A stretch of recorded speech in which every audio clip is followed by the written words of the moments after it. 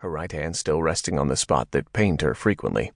Thankfully, the annoying ache was no longer there. Lately, being with child made her so tired that by mid-morning she needed a short nap. But it was past time she got up. A lengthy list of projects required her attention. She rose from the bed and tidied it, brushed and styled her hair, and smoothed out her gown in front of her long mirror, thinking about all the things that needed doing. Catherine wanted to get ready for the arrival of all their relatives for Christmas. She needed to plan meals with the cook and make the house as festive as possible. She also wanted to sew some baby clothes, such as they were. The poor darling would likely be the worst-dressed child in Kentucky, based on how the last few pieces turned out. Perhaps hiring a seamstress from the fort would be a good idea. She would not have her child looking less than grand. Grimacing as she picked up the baby bonnet she recently finished, she chuckled. There was no denying that she lacked both sewing and cooking skills, but hoped she made up for it by how much she loved Sam and Little John. Before setting out from Boston with her first husband to inspect his Kentucky land grant, she possessed few skills in basic homemaking. She had never even made a cup of coffee. In her comfortable upper-class home in Boston, domestic servants carried out most of the household duties. Completely untrained in the domestic arts when she and Sam moved into their new house, she made a complete fool of herself. The first time she tried to mop a floor, she slipped and fell more times than she could count, ruining her gown and silk slippers before Sam finally told her she had put way too much soap in the water. When she tried to wash clothes, she accidentally made the fire under the wash kettle too big, and both the clothes and the kettle caught fire. But worst of all, she had offered to help Sam one day when he and Bear were building the barn.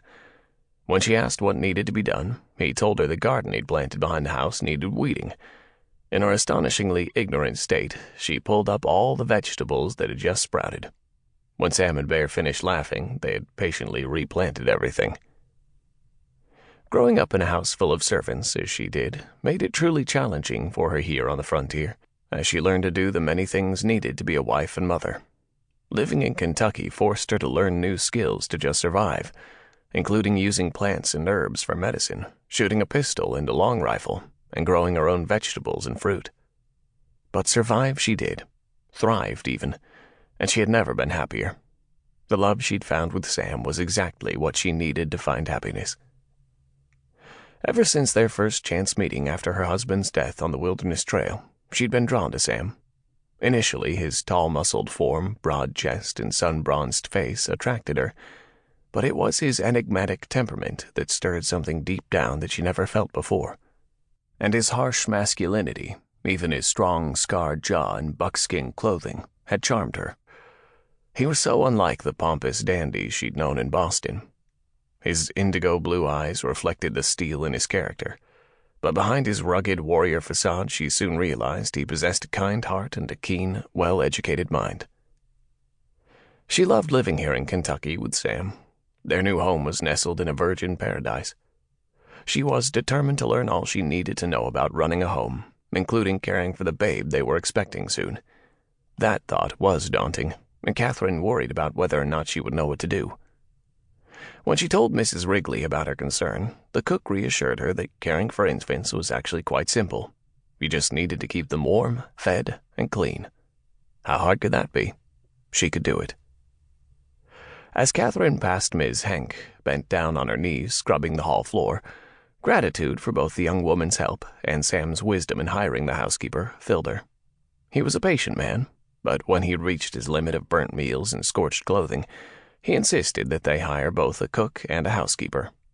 After the young woman rode up on a tired old mule one day, looking for work, Miss Henk explained that her mother had just died and her father had passed away the previous winter.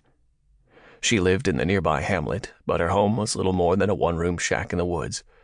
She was hungry and promised to work hard to earn her keep. The homely-looking young woman was proving to be a hard worker who possessed a tranquil nature. "Thank you, Miss Henk, for keeping the floors looking so splendid," Catherine told her. "You're most welcome, Mrs. Wyllie," she said, looking up. "I will not abide a dirty house. My dear departed mother taught me that. We didn't have much of a home, but it was always clean and neat. If we were meant to live in filth, we could live with the animals in the barnyard." Catherine chuckled. "I do enjoy your humor as well as my clean floors and home."